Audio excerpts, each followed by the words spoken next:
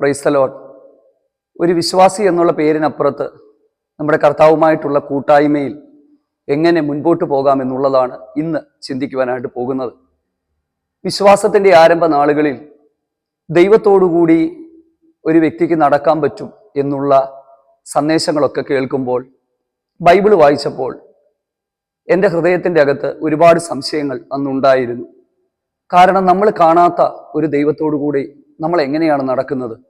ഒത്തിരി ചോദ്യങ്ങൾ ഭൂമിയിൽ ജീവിക്കുമ്പോൾ, കുടുംബമായിട്ട് ജീവിക്കുമ്പോൾ ഇതൊക്കെ സാധിക്കുമോ? എങ്ങനെയാണിത് നടക്കുന്നത്? വേദപുസ്തകത്തിൻ്റെ അകത്ത് ഒരുപാട് പേര് ദൈവത്തോടു കൂടെ നടന്നതായിട്ട് രേഖപ്പെടുത്തിയിട്ടുണ്ട്. അപ്പം ഇതൊക്കെ നമ്മുടെ ജീവിതത്തിൻ്റെ അകത്ത് എങ്ങനെയാണ് സാധിക്കുന്നത്? ഇങ്ങനെയുള്ള ഒരുപാട് സംശയങ്ങൾ ജീവിതത്തിൻ്റെ അകത്തുണ്ടായിരുന്നു. പക്ഷേ കാലങ്ങളിൽ അതിനെക്കുറിച്ചൊക്കെ പഠിച്ചപ്പോൾ ആ ചോദ്യങ്ങൾക്കൊക്കെ കർത്താവ് തിരുവചനത്തിലൂടെ മറുപടി തന്ന് എനിക്കും അങ്ങനെയുള്ള ഒരു കൂട്ടായ്മയിൽ ദൈവത്തോടുകൂടെ നടക്കുവാനായിട്ട് കഴിഞ്ഞു. ഇപ്പോഴും കൂടുതൽ ഓരോ ദിവസവും ദൈവത്തോടു കൂടെ ചേർന്ന് നടക്കുവാനായിട്ട് പ്രാർത്ഥിക്കുകയും അതിനായിട്ട് ശ്രമിക്കുകയും ചെയ്യുകയാണ്. വളരെ ഹൃദ്യവും ഊഷ്മളവുമായ ഒരു ബന്ധമാണിത്. ഒരു അനുഗ്രഹീതമായ ഒരു അനുഭവമാണിത്. എൻ്റെ കേൾവിക്കാരെല്ലാവരും അത്തരത്തിലുള്ള ഒരു അനുഭവത്തിലേക്ക് എത്തണമെന്ന് ദൈവം ആഗ്രഹിക്കുകയാണ്. അതുകൊണ്ട് തന്നെയാണ് ഇന്ന് ഇങ്ങനെയുള്ള ഒരു സന്ദേശം നിങ്ങളോട് പങ്കുവെക്കുവാനായിട്ട് കർത്താവിൻ്റെ കൃപയിൽ ശരണപ്പെടുന്നത്. ഇതൊരു വലിയ വിടുതലിൻ്റെ സന്ദേശമോ അനുഗ്രഹം പ്രാപിക്കുന്നതിനെക്കുറിച്ചോ വാഗ്ദത്തം പ്രാപിക്കുന്നതിനെക്കുറിച്ചോ ഒന്നുമല്ല. ഈ ഭൂമിയിൽ നമ്മൾ ജീവിക്കുമ്പോൾ നമ്മുടെ ജീവിതത്തിൽ നമുക്ക് പ്രാപിക്കുവാനായിട്ട് കഴിയുന്ന ഏറ്റവും വലിയ ആത്മീക അനുഗ്രഹം അത് മറ്റൊന്നുമല്ല, സൃഷ്ടാവാം ദൈവത്തോടുകൂടെ ആ കൂട്ടായ്മയിൽ നടക്കുക എന്നുള്ളതാണ്. എങ്ങനെയാണ് മനുഷ്യന് ദൈവത്തോടുള്ള കൂട്ടായ്മയിൽ നടക്കുവാനായിട്ട് കഴിയുന്നത്? വേദപുസ്തകം അതിന് മനുഷ്യന് കഴിയും എന്നുള്ളതാണ് പറഞ്ഞിട്ടുള്ളത്. അത് മാത്രമല്ല, അങ്ങനെ കൂട്ടായ്മയിൽ നടന്നിട്ടുള്ളവരുടെ പേരുകൾ, അവരുടെ ജീവിതത്തിൻ്റെ അനുഭവങ്ങൾ ഇതൊക്കെ വചനത്തിൻ്റെ അകത്ത് എഴുതിയിട്ടുണ്ട്. പക്ഷെ ഒരു കാര്യം നമ്മൾ മനസ്സിലാക്കണം, ധാരാളം പേരല്ല, എല്ലാ കാലത്തും വളരെ കുറച്ച് പേര് മാത്രമാണ്. അതായത് ഓരോ സമയത്തും വേദപുസ്തകം ഇത് പറയുമ്പോൾ അന്നേരം ആ നാളുകളിലുള്ള ജനസംഖ്യയുടെ കമ്പയർ ചെയ്യുമ്പോൾ ആ ജനസംഖ്യയുമായി ബന്ധപ്പെട്ട് കുറച്ചു പേര് മാത്രമേ എല്ലാ കാലത്തും നടന്നിട്ടുള്ളൂ. ഈ ഒരു കാലഘട്ടത്തിലും കോടിക്കണക്കിന് ആളുകൾ ഭൂമിയിൽ ജീവിക്കുമ്പോഴും ദൈവത്തിന് സ്തോത്രം, കുറച്ചു പേരെ തൻ്റെ കൂടെ നടക്കുവാൻ ദൈവം കണ്ടിരിക്കുകയാണ്. അല്ലെങ്കിൽ കുറച്ചു പേർക്ക് മാത്രമേ അതിന് കഴിയുന്നുള്ളൂ എന്നുള്ളതാണ്. അതിൻ്റെ അകത്ത് ഞാനും നിങ്ങളുമൊക്കെ ആയിത്തീരാൻ തക്കവണ്ണം ആമേൻ ദൈവം ഇടയാക്കി തീർക്കട്ടെ. ഏദൻ തോട്ടത്തിൽ ദൈവം മനുഷ്യനെ സൃഷ്ടിച്ചാക്കിയപ്പോൾ ഇതര ജീവികളിൽ നിന്ന് വ്യത്യസ്തമായി ഉണ്ടാകട്ടെ എന്ന് കൽപ്പിച്ചിട്ടല്ല ദൈവം മനുഷ്യനെ സൃഷ്ടിച്ചത്. മണ്ണിൽ നിന്ന് മനുഷ്യനെ ദൈവം നിർമ്മിക്കുമ്പോൾ തൻ്റെ ജീവശ്വാസം അവൻ്റെ ഉള്ളിൽ ഊതി എന്നാണ് എഴുതിയിരിക്കുന്നത്. അവൻ്റെ മൂക്കിൽ ഊതി എന്നാണ് എഴുതിയിരിക്കുന്നത്. അങ്ങനെ മനുഷ്യൻ ജീവനുള്ള ദേഹിയായി തീർന്നു എന്നാണ് തിരുവചനം രേഖപ്പെടുത്തിയിരിക്കുന്നത്. അപ്പം മറ്റുള്ള എല്ലാ ജീവജാലങ്ങളും എല്ലാ ജന്തുക്കളും ദൈവം ഉണ്ടാകട്ടെ എന്ന് പറഞ്ഞ് കൽപ്പിച്ച് ഉണ്ടാക്കിയപ്പോൾ നമ്മളെ ഓരോരുത്തരെയും ദൈവം സൃഷ്ടിച്ചത് ഉണ്ടാകട്ടെ എന്ന് പറഞ്ഞല്ല, നമ്മുടെ ഉള്ളിൽ തൻ്റെ ശ്വാസം ഊതിയിട്ടാണ് സൃഷ്ടിച്ചത്.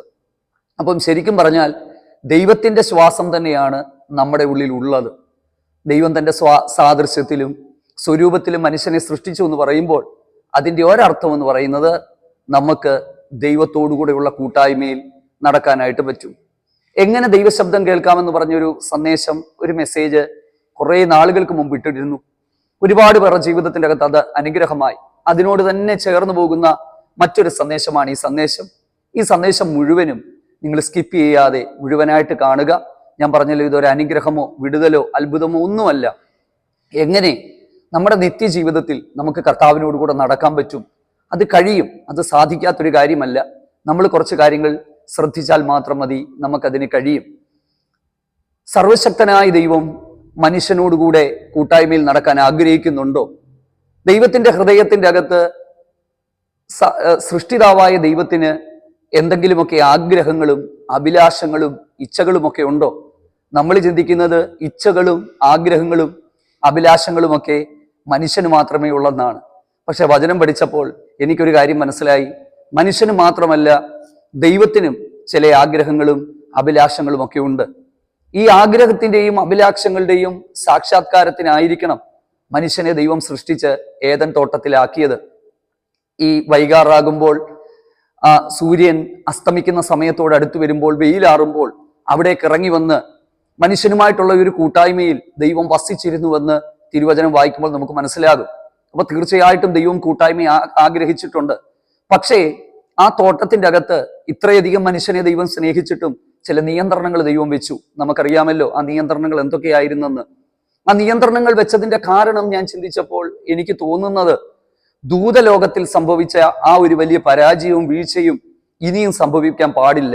അതുകൊണ്ടായിരിക്കാം ദൈവം അവിടെ ചില നിയന്ത്രണങ്ങളൊക്കെ വെച്ചത്. അങ്ങനെ ദൈവത്തിന്റെ കൂട്ടായ്മയിൽ ജീവിച്ചിരുന്ന മനുഷ്യൻ അനുസരണക്കേട് കൊണ്ട് തെറ്റിപ്പോയെങ്കിലും പിന്നീടുള്ള വേദപുസ്തകത്തിന്റെ ചരിത്രങ്ങളിൽ ചിലരൊക്കെ ദൈവത്തോടു കൂടെ നടന്നിട്ടുണ്ട്. പിന്നെ നമ്മൾ കാണുന്നത് ഹാബേൽ എന്ന് പറയുന്ന നീതിമാനായ ഒരു മനുഷ്യനാണ്. പക്ഷേ എന്താ പറയുന്നത്, അദ്ദേഹത്തിന്റെ ആരാധന സഹോദരനെ ചൊടിപ്പിച്ചത് കൊണ്ട് സഹോദരൻ ആ ഹാബേലിനെ കൊന്നുകളഞ്ഞു. പിന്നീട് വരുന്ന 4-5 തലമുറകളിൽ ദൈവത്തോടു കൂടെ നടന്നതായിട്ട് ആരെക്കുറിച്ചും രേഖപ്പെടുത്തിയിട്ടില്ല. ഉൽപ്പത്തി പുസ്തകം 5-ാം അധ്യായത്തിന്റെ 20 മുതലുള്ള വാക്യങ്ങളിൽ താഴോട്ട് വരുമ്പോൾ 365 വർഷം ഭൂമിയിൽ ജീവിച്ചിരുന്ന ഒരു മനുഷ്യനുണ്ട്. ആ മനുഷ്യൻ മറ്റാരുമല്ല, ഹാനോക്ക് എന്നാണ്. 65-ാമത്തെ വയസ്സിൽ മെതുശലേഹ് എന്ന് പറയുന്ന ഒരു മോനെ ജനിപ്പിച്ചതിന് ശേഷം 300 വർഷം ഹാനോക്ക് ദൈവത്തോടു കൂടെ നടന്നു എന്നാണ് എഴുതിയിരിക്കുന്നത്. നമ്മൾ ആ വ്യക്തിയെക്കുറിച്ച് നമ്മളൊന്ന് ചിന്തിക്കുകയും മനസ്സിലാക്കുകയും ചെയ്യണം. ഇന്നത്തെ ഈ ഒരു സന്ദേശത്തിൽ ആ ചില ചിന്തകൾ നമ്മുടെ കാഴ്ചപ്പാടുകളൊന്ന് മാറ്റാനും ആമേൻ കൂടുതൽ കർത്താവിനോട് കൂടെ ചേർന്ന് ജീവിക്കുവാനും നമ്മളെ സഹായിക്കും എന്നുള്ളത് തന്നെയാണ്. ചിലർ ചിന്തിക്കും, ഒരു കുടുംബജീവിതം ഉണ്ടെങ്കിൽ ദൈവത്തോടു കൂടെ നടക്കാനായിട്ട് പറ്റുമോ? കാരണം ആശ്രമ ജീവിതവും സന്യാസവും ബ്രഹ്മചര്യവും ഒക്കെ വേണം ദൈവത്തോടു കൂടെ നടക്കുവാൻ എന്ന് ശഠിക്കുന്നവർക്ക് എന്നും ഒരു അപവാദമാണെന്ന് തോന്നുന്നു ഈ ഹാനോക്ക് എന്ന് പറയുന്ന വ്യക്തി. കാരണം അദ്ദേഹത്തിന്റെ 365 വർഷത്തെ ഈ ലോക ജീവിതത്തിൽ പുത്രന്മാരെയും പുത്രിമാരെയും അദ്ദേഹം ജനിപ്പിച്ചുകൊണ്ട് ദൈവത്തോടു കൂടെ നടന്നു. അപ്പൊ നമ്മളൊരു കാര്യം മനസ്സിലാക്കണം, കുടുംബജീവിതം ദൈവത്തോടു കൂടെ നടക്കുന്നതിന് ഒരിക്കലും തടസ്സമല്ല. ചിലർ ചിന്തിക്കും, കുടുംബജീവിതം ഉണ്ടെങ്കിൽ എങ്ങനെ എനിക്ക് ദൈവത്തോടു കൂടെ നടക്കാൻ പറ്റും? അപ്പൊ കുടുംബജീവിതം ഒരിക്കലും ദൈവത്തോടു കൂടെ നടക്കുന്നതിന് തടസ്സമല്ല. ഹാനോക്ക് ജീവിച്ച ആ കാലത്തേക്ക് ഞാൻ നിങ്ങളുടെ ചിന്തകളെ ഒന്ന് കൊണ്ടുപോവുകയാണ്. ഇന്നത്തെ പോലെ ലിഖിതമായ പ്രമാണങ്ങളൊന്നും അന്നത്തെ കാലത്തില്ല.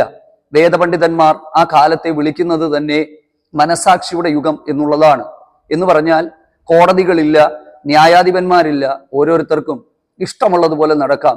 അതിനുശേഷമുള്ള നോഹയുടെ കാലഘട്ടത്തിലേക്ക് വരുമ്പോൾ ഓരോരുത്തർക്കും തങ്ങൾക്ക് ബോധിച്ചതുപോലെ നടന്നിരുന്നു എന്നാണ് എഴുതിയിരിക്കുന്നത്. ഭൂമിയിലെ സകല ജഡവും തങ്ങളുടെ വഴി വഷളാക്കി എന്നാണ് എഴുതിയിരിക്കുന്നത്. അപ്പം ഇന്നത്തെ പോലെ കുടുംബ ബന്ധത്തിനോ ലൈംഗിക ജീവിതത്തിനോ ഒന്നും ഒരു നിയന്ത്രണവും ഇല്ലാതിരുന്ന ഒരു കാലഘട്ടത്തിൽ ഒരു മനുഷ്യൻ ഒരുപാട് വ്യക്തികളുടെ ഇടയിൽ ഒരു വ്യക്തി ദൈവത്തോടു കൂടെ നടന്നു. 1-2 നാളല്ല, 300 വർഷം നടന്നു എന്ന് വേണം ചിന്തിക്കാൻ. നമുക്ക് പല സമയങ്ങളിലും ആത്മീക ജീവിതം എന്താ പറയുന്നത്, ആത്മീക ജീവിതത്തിന്റെ അകത്തുണ്ടാകുന്ന വിരസതകളുണ്ട്. അടുപ്പിച്ച് പ്രാർത്ഥനകൾ വരുമ്പോൾ ദൈവത്തോടു കൂടെ നടക്കും, അല്ലെങ്കിൽ പ്രാർത്ഥനയിലൊക്കെ പോകുമ്പോൾ നമ്മൾ പറയും, അയ്യോ ഇതൊരു വിരസതയാണ്, ഇതൊരു ബോറിംഗ് ആണ്, ലോകത്തിലെ സന്തോഷം എത്രയോ നല്ലതാണ് എന്നൊക്കെ പറയും. പക്ഷെ ഞാനൊരു കാര്യം നിങ്ങളോട് പറയാം, ആമേൻ, ഈ ലോകത്തിലെ താൽക്കാലികമായ സന്തോഷത്തെക്കാൾ സുഖത്തേക്കാൾ ഏറ്റവും വലിയ സന്തോഷം ദൈവസന്നിധിയിലെ സന്തോഷമാണ്. എന്തുകൊണ്ടാണെന്ന് അറിയാമോ നമുക്കിത് വിരസതയായിട്ട് തോന്നുന്നത്? കർത്താവിനോടുകൂടെയുള്ള ഒരു കൂട്ടായ്മ നമുക്കില്ലാത്തത് കൊണ്ടാണ്, ആ സംസർഗം നമുക്കില്ലാത്തത് കൊണ്ടാണ്, ആ സഹവാസം നമുക്കില്ലാത്തത് കൊണ്ടാണ്. 300 വർഷം ആ വ്യക്തി ദൈവത്തോടു കൂടെ നടന്നു. അദ്ദേഹത്തിന് ബോറടിച്ചില്ല. അദ്ദേഹം നടന്ന് ഏറ്റവും ഒടുവിൽ ദൈവം തന്നെ എടുത്തുകൊണ്ട് പോയതിനാൽ കാണാതെയായി എന്നാണ് എഴുതിയിരിക്കുന്നത്. അപ്പൊ ആരും ചോദ്യം ചെയ്യാനില്ലാത്ത കാലഘട്ടങ്ങളിൽ എല്ലാവരും ചോദിച്ചു കാണുമായിരിക്കും, ഇവനെ പോലെ ഒരു പ്രാന്തൻ വേറെയുണ്ടോ? ഇവനെ പോലെ ഒരു മനുഷ്യൻ വേറെയുണ്ടോ? കാരണം എല്ലാവരിൽ നിന്നും ഒഴിഞ്ഞ് അദൃശ്യനായ ഒരു ദൈവത്തോടു കൂടെ താൻ നടക്കുമ്പോൾ തീർച്ചയായിട്ടും തൻ്റെ ജീവിതത്തിന്റെ അകത്ത് തൻ്റെ ജീവിതം, തൻ്റെ പൊതുജീവിതം പോലും മറ്റുള്ളവരിൽ നിന്നൊക്കെ വ്യത്യസ്തമായിരിക്കും. പക്ഷെ അതിന് കഴിയുമെന്ന് തൻ്റെ ജീവിതം കൊണ്ട് താൻ തെളിയിച്ചു.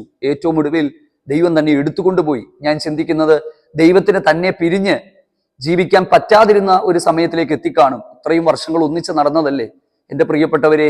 നമ്മുടെ ജീവിതത്തിന്റെ അകത്തും നമുക്ക് ഈ നാളുകളിൽ ദൈവത്തോടു കൂടെ നടക്കാം. നമ്മുടെ കുടുംബം അതിന് തടസ്സമല്ല. ചിലർ പറയും സാഹചര്യം അങ്ങനെയാണ്, ലോകം അങ്ങനെയാണ്.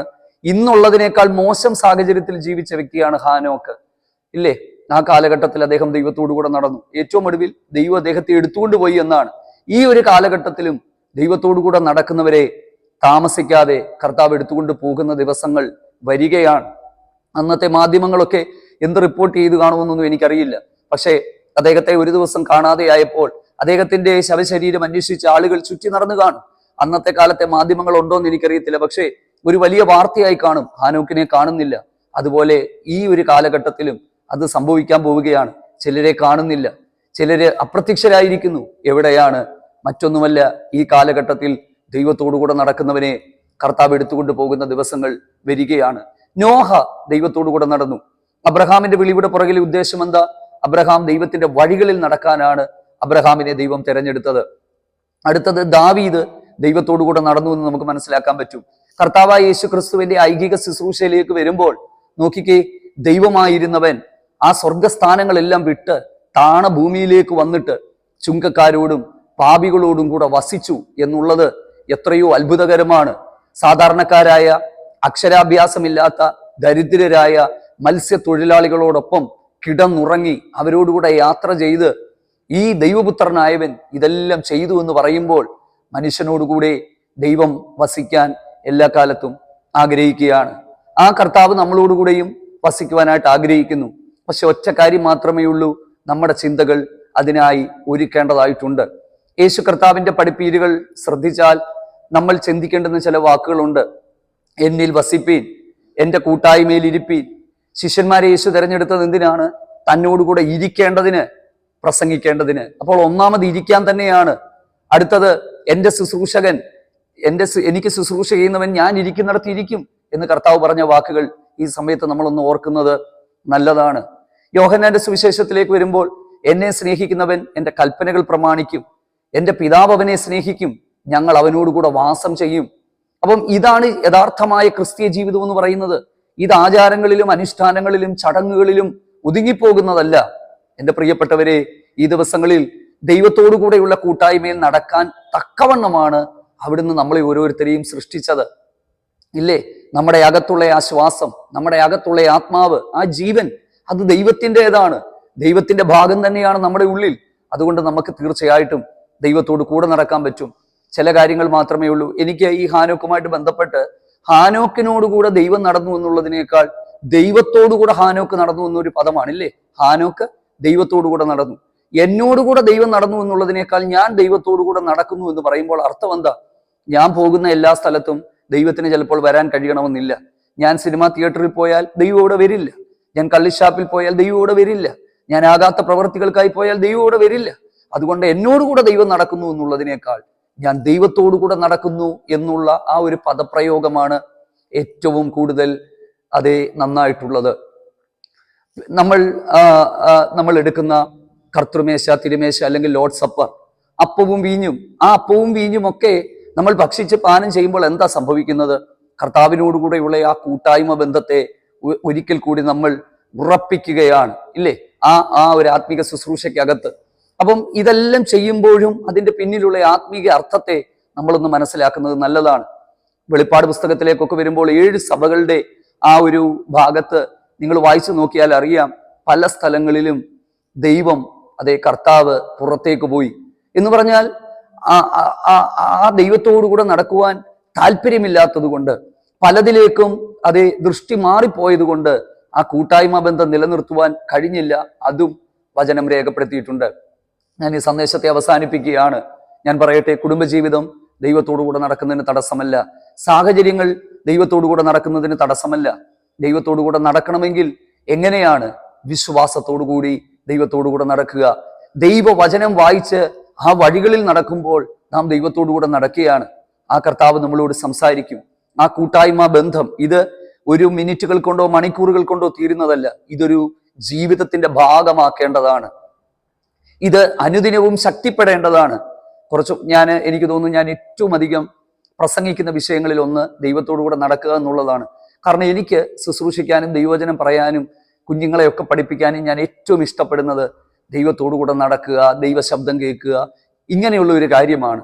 കാരണം ഞാനത് അനുഭവിക്കുന്ന ഒരാളായതുകൊണ്ട് അടുത്തടുത്ത് ഓരോ ദിവസവും പോകാൻ ആഗ്രഹിക്കുന്ന ഒരു ഹൃദയം എനിക്കുള്ളത് കൊണ്ട് എൻ്റെ പ്രിയപ്പെട്ടവരെ, അങ്ങനെ ഒരു ഹൃദയത്തിലേക്ക് അങ്ങനെ ഒരു ഹൃദയം നിങ്ങൾക്ക് ഏവർക്കും ഉണ്ടാകട്ടെ. അതിനായിട്ട് കഴിയട്ടെ. നമ്മൾ പ്രാർത്ഥിക്കുന്നെങ്കിൽ, നാം ഏൽപ്പിച്ചു കൊടുക്കുന്നെങ്കിൽ തീർച്ചയായിട്ടും നമുക്കതിന് കഴിയും. കർത്താവ് അതിന് നമുക്കിടയാക്കും. ഇതുമായിട്ട് ബന്ധപ്പെട്ട കൂടുതൽ സന്ദേശങ്ങൾ ദൈവത്തിൻ്റെ ആത്മാവ് തരുന്നെങ്കിൽ അടുത്ത ദിവസങ്ങൾ നമുക്ക് കേൾക്കാം. ആമേൻ. God bless U.